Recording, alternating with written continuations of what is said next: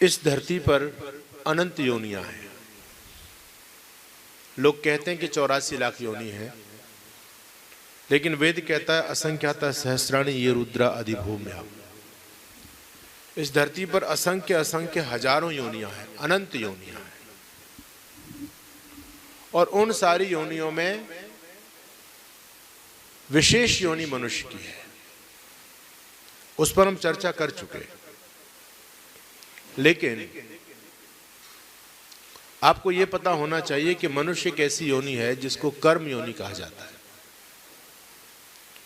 और मनुष्य योनि से इतर जितनी भी योनियां वो सारी भोग योनि में आती है। भोग योनि के प्राणी कर्म तो करते ही हैं। शेर कर्म तो करता ही है, शिकार करता है, मारता है। क्या उसको भी अपने कर्म का फल मिलेगा?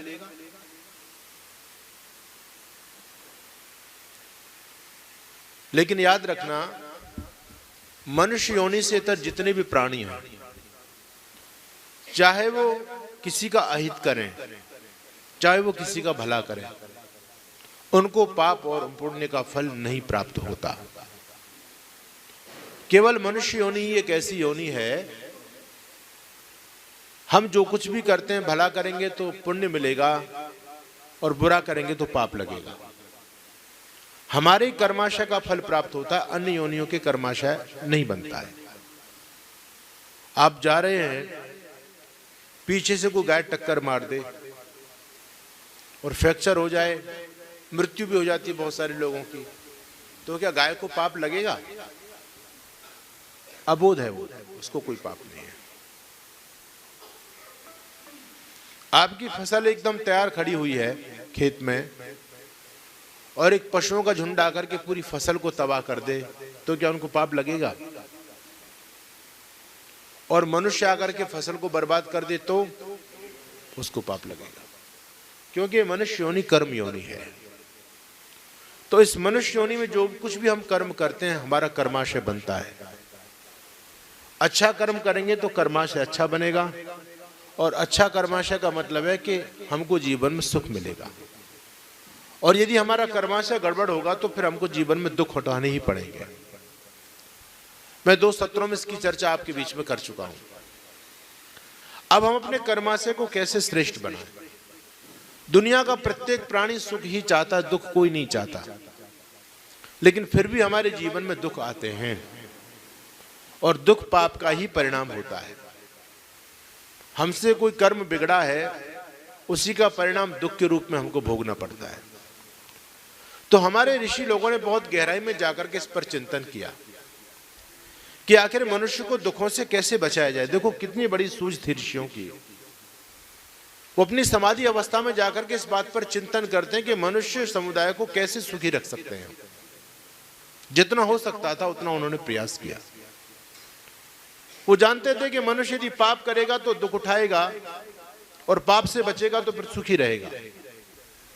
तो ऋषियों ने पापों को समझाने का प्रयास किया कि लोगों के सामने रखा जाए कि पाप होता क्या है और पाप कितने प्रकार के होते हैं, जिससे व्यक्ति अपने जीवन में भूल कर भी पाप ना करे।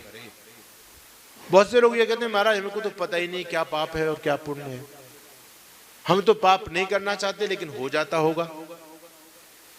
तो ऋषि लोगों ने शास्त्रों में पापों का परिगणन किया, कितने पाप होते हैं। तो ऋषि कहते हैं कि धरती पर 10 ही पाप होते हैं, 10 पाप। और कर्म करने के 3 माध्यम हैं, शरीर, वाणी और मन। शरीर से तुम कर्म करते हैं, आप सभी जानते हैं। शरीर से किसी का अच्छा करोगे तो पुण्य मिलेगा, बुरा करोगे तो पाप लगेगा। प्राय मोटे स्तर पर हम लोग केवल शरीर से ही पाप और पुण्य की प्राप्ति मानते हैं, लेकिन शरीर के बाद एक वाणी है, एक ऐसा माध्यम भगवान ने दिया है। इस वाणी का भी कर्माशय बनता है, वाणी से भी पाप और पुण्य मिलता है, और वाणी से भी सूक्ष्म मन है। और सर्वाधिक व्यक्ति पाप मन के द्वारा ही करता है,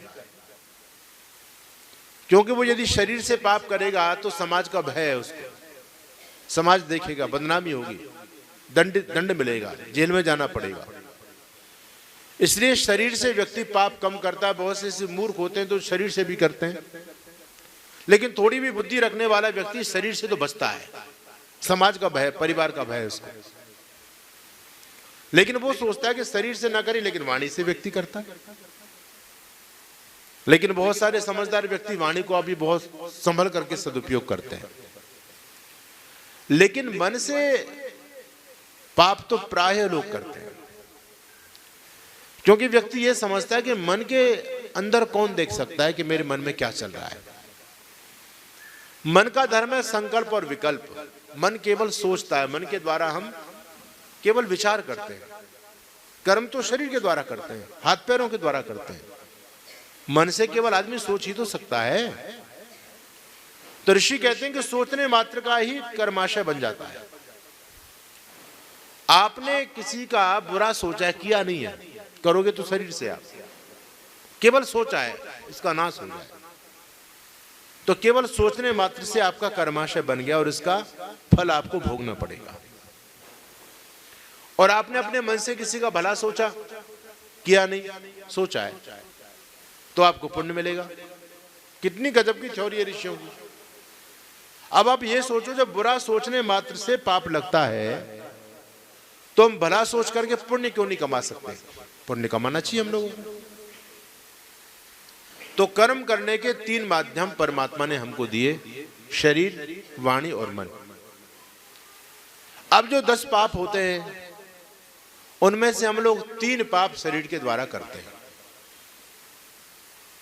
तो शरीर से होने वाले पापों के बारे में ऋषि कहते हैं, शरीरेण हिंसा स्तेय प्रतिशुद्ध मैथुनानी। शरीर से होने वाला पहला पाप है हिंसा। हिंसा, हिंसा का मतलब आप सभी जानते हैं, बिना किसी प्रयोजन के। यहां पर शारीरिक हिंसा से अभिप्राय है, मानसिक हिंसा से मतलब नहीं है। किसी को अप्रयोजन कष्ट देना, हानि करना, मारना, काटना, यह हिंसा है।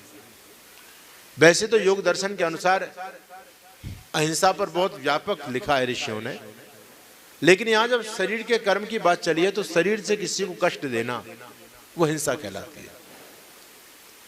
लेकिन लोग इस हिंसा के अर्थ को नहीं समझ पाए, और इस हिंसा का थोता जब ज्ञान लोगों के पास में रहा तो ये हिंसा देश के लिए बहुत घातक सिद्ध हुई। अशोक बौद्ध बन गए, अहिंसा परमो धर्म बोलने लग गए। क्या हिंसा और क्या हिंसा ये जानना भी बहुत जरूरी है। कभी कभी किसी की गर्दन काट देने में भी हिंसा नहीं होती है, सोचने वाली बात। आपके लक्ष्य पर निर्भर है, आपकी विचारधारा क्या है उस पर निर्भर होता है। डकैती डालना अच्छा काम है या बुरा काम है? बोलो, बुरा काम है। लेकिन रामप्रसाद बिस्मिल ने डकैती डाली थी, अच्छा किया या बुरा किया? अच्छा किया। काम तो बुरा है डकैती डालना, लेकिन ध्येय क्या है व्यक्ति का? आप लोगों ने हिंदी में कहावत सुनी होगी, अंत भला सो सब भला, है ना? अंत भला सो सब भला। इसका मतलब क्या है? इसका मतलब यह है कि अंत में धर्म की स्थापना के लिए आपका लक्ष्य पवित्र होना चाहिए। उस पवित्र लक्ष्य की प्राप्ति के लिए यदि आपको थोड़ा सा रास्ते से हटकर के भी चलना पड़े, उंगली टेढ़ी भी करनी पड़े, तो उसमें कोई हिंसा नहीं होती। लक्ष्य आपका पवित्र है। लेकिन लोग इस बात को नहीं समझ पाए। उन्होंने तो केवल कुछ भी हो, किसी को मार देना ही हिंसा समझ लिया। अरे दुष्ट व्यक्ति को मारना कोई हिंसा नहीं होता। दुष्ट व्यक्ति का हित करना कोई हिंसा नहीं है। लेकिन यहां के राजा महाराजा अहिंसा के मर्म को नहीं समझ पाए और वो इतने बड़े अहिंसक बन गए कि देश गुलाम हो गया, देश का नाश करा दिया लोगों ने। तो हिंसा जरूरी है, लेकिन बिना किसी प्रयोजन के व्यक्ति को सताना ये ठीक नहीं है। तो ऋषि कहते हैं कि शरीर से होने वाला पहला जो पाप होता है वो हिंसा होती है। हिंसा। आजकल लोग कितना पाप करते हैं अपने जीव के स्वाद के लिए। बताओ इसमें क्या प्रयोजन सिद्ध हो रहा है इनका? केवल जीव का स्वाद ही तो है। कितने प्राणियों को लोग मार करके खा रहे हैं। कितना भयंकर पाप है, कितना भयंकर पाप है। हिंसा हो रही है। कोई किसी प्रॉपर्टी के लिए किसी को काट रहा है, मार रहा है, हिंसा हो रही है। लोभ के चलते हिंसा हो रही है। अपरिग्रह एक ऐसा सद्गुण है, यदि ये व्यक्ति के जीवन में आ जाए तो व्यक्ति पापों से बच जाता है। और परिग्रह यदि व्यक्ति के जीवन में रहा तो व्यक्ति फिर हिंसा करता ही है। और भी मुझे चाहिए, और मुझे चाहिए, और मुझे चाहिए। जैसे जैसे उसकी तृष्णा बढ़ती चली जाएंगी, वैसे वैसे व्यक्ति हिंसक होता चला जाएगा। इसलिए हमारे ऋषि लोगों ने अपरिग्रह पर विशेष बल दिया। जितना मेरे जीवन के लिए आवश्यक है उतना प्रयास करो। बाकी आप पूरी दुनिया को जीत करके रख लो, उसका कोई प्रयोजन नहीं है।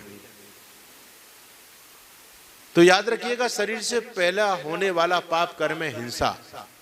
हिंसा, किसी जीव को कष्ट देना, मारना, पीटना, यह हिंसा है।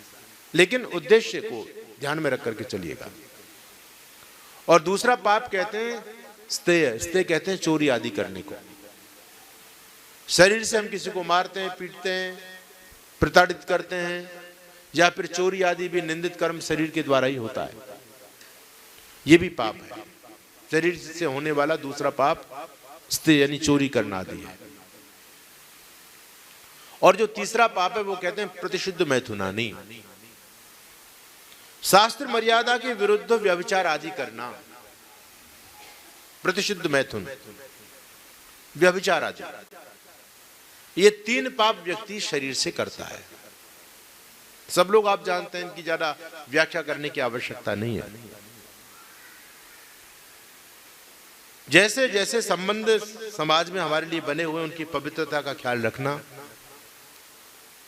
कभी भी मन वचन कर्म से कुमार्ग पर हम अपने मन को न जाने दें, तो हम पाप कर्म से बचेंगे।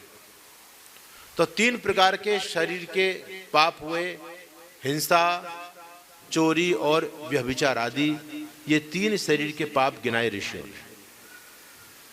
प्राय लोग इनसे बचते हैं, जो थोड़े समझदार लोग हैं बचते हैं।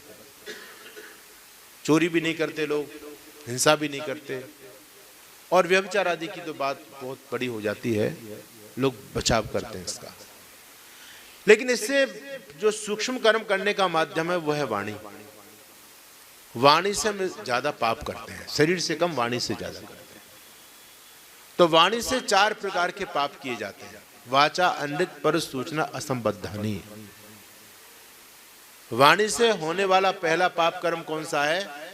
अनृत। अनृत कहते हैं झूठ बोलने को। झूठ बोलने में पाप लगता है, लेकिन हम अपने जीवन में कितना झूठ बोलते हैं आप सभी जानते हैं। पुराने लोग कहते थे सांच बराबर तप नहीं और झूठ बराबर पाप। वो लोग शास्त्रों को जानते थे, पढ़ते थे। इसलिए रघुकुल रीत सदा चले आई, प्राण जाए पर वचन न जाई। झूठ नहीं बोलते थे, चाहे कितनी भी हानि हो, लेकिन झूठ नहीं बोलते थे। वो समझते थे कि झूठ बोलना पाप है। मजाक में भी कभी झूठ नहीं बोलते थे लोग। जब भगवान श्री राम को वनवास मिल गया और जब अपनी मां कौशल्या के पास में वो विदा लेने के लिए गए, तो माता जी यज्ञ आदि की तैयारी कर रही थी। सीता जी खड़ी हुई थी, और जब राम ने कहा कि मैया मैं वन जा रहा हूं, तो मां को तो पता नहीं था कुछ भी। तो मां ने कहा कि तू सुबह सुबह मेरे साथ ही मजाक कर रहा है। लेकिन सीता सहम गई इस बात को सुनकर के, और उन्होंने कहा कि राम द्वैर न भाषते। राम जो बोलते हैं वो सत्य होता है। ये कभी मजाक में भी झूठ नहीं बोलते। इन्होंने वन जाने की बात कही है तो कोई ना कोई निश्चित रूप से अप्रिय घटना घटित हुई है। ये हमारे पूर्वजों का चरित्र रहा है, सोचने की बात। सत्यवादी हरिश्चंद्र जी महाराज सब जानते हैं, सत्य के लिए। महर्षि दयानंद सत्य के लिए कितनी बार जहर के प्याले पी गए। ऋषि कहते हैं मेरी उंगलियों को बत्ती बना करके, मोमबत्ती बना करके जला दो, फिर भी झूठ नहीं बोलूंगा। मुझे तोप के मुंह से बांध दो, फिर भी मैं कभी झूठ नहीं बोलूं। कितना उन लोगों का नियंत्रण था अपने जीवन पर, अपनी इंद्रियों पर। तो वाचा जो वाचिक पाप होता है, वो पहला पाप तो झूठ बोलना ही है, और हम लोग प्राय बोलते हैं। बोलेंगे तो फल जरूर मिलेगा, ये सुनिश्चित है। इसलिए साधना भी हमारी यही है। मैंने सायंकाल के सत्र में भी ये बात कही, पहले भी आपके बीच में ये बात कही कि साधना अपनी इंद्रियों की साधना होनी चाहिए। मन को हमने कितना साधा है, वाणी को हमने कितना साधा है। कहीं हम झूठ की तरफ तो नहीं जा रहे, कहीं चापलूसी की तरफ तो नहीं जा रहे, मिथ्या भाषण की तरफ तो नहीं जा रहे। यही साधना है। यह साधना बड़ी कठिन है, बड़ी क्लिष्ट साधना है। माला फेरना तो बहुत सरल है, मंत्रोच्चारण करना 19 मंत्र आप आराम से कर लेंगे, कोई कठिनाई नहीं है उसमें। लेकिन जीवन का सुधार ये सबसे बड़ी साधना और सबसे क्लिष्ट साधना है। इस पर व्यक्ति जब तक ध्यान नहीं देगा तब तक वो अध्यात्म के क्षेत्र में एक कदम भी आगे नहीं बढ़ सकता है। महर्षि दयानंद कहते हैं, ये उपासना योग दुष्ट हृदय को सिद्ध नहीं होता है। जब तक हमारे मन के अंदर दुष्टताएं भरी हुई हैं तब तक कभी हम अध्यात्म के क्षेत्र में एक कदम भी आगे नहीं बढ़ सकते। लोगों को दिखा सकते हैं, सुबह शाम संध्या यज्ञ में बैठ सकते हैं, लोग हमको भले ही भगत जी मानने लग जाएं, लेकिन आपकी अंतरात्मा समझती है कि मैं कितना भक्ति के क्षेत्र में आगे पहुंच पाया हूं। बहुत से लोग कहते हैं मुझे तो ईश्वर साक्षात्कार हो गया। अब तुम दुनिया को तो झूठ बोल सकते हो, लेकिन तुम्हारी अंतरात्मा तो जानती है ना ईश्वर साक्षात्कार कितना हुआ है। आदमी स्वयं का दृष्टा बहुत अच्छा होता है।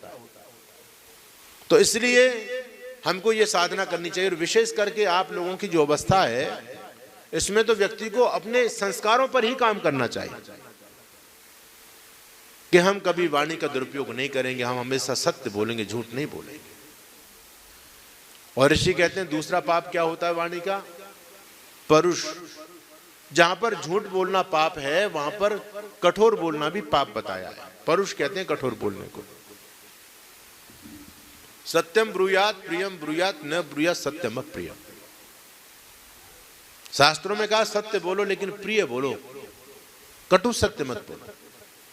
कटु सत्य यदि कड़वा सत्य बोलोगे तो वो पाप होगा।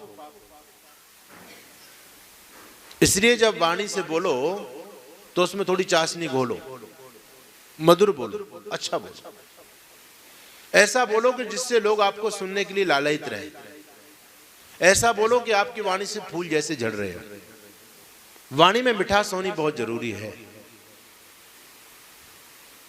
तो ये वाणी की साधना है। सूचना, तीसरा पाप बताया सूचना, कहते हैं निंदा चुगली आदि करने को। इसमें बड़ा रस मिलता है लोगों को, घंटों निकल जाते हैं निंदा चुगली करने में, बड़ा आनंद आता है, समय का पता ही नहीं चलता। लेकिन ये पाप है, ऐसा संस्कार हमारा नहीं होना चाहिए। कोई किसी की निंदा चुगली करे वहां मत बैठिए, उनका वही काम है, आप अपने संस्कार मत बिगाड़िए। कभी किसी की निंदा नहीं सुननी चाहिए। लेकिन इससे बचना बड़ा कठिन है, क्योंकि ये जो विषय है ना, विषय कहते हैं शीय बंधन है। ये हमको ऐसा बांध देते हैं, ऐसा बांध देते हैं कि हम चाह करके भी इनसे उठ नहीं पाते। इनमें इतना रस होता है, इनमें इतना आकर्षण है। अगर इनसे छूट पाना सरल काम हो तो हर व्यक्ति वैरागी बन जाए। इनसे छूटना सरल काम हो तो कौन व्यक्ति मुक्ति को प्राप्त नहीं हो जाएगा। लेकिन विषय हमको ऐसे बांध के रखते हैं, ऐसे बांध के रखते हैं, ऐसे तड़फा तड़फा करके मारते हैं कि व्यक्ति चाह करके भी नहीं छोड़ पाता है। तो धीरे धीरे हमारी साधना की प्रवृत्ति बने और इन पर हम नियंत्रण करें। योगश्चित्त वृत्ति निरोधा, योग इसी का ही तो नाम है।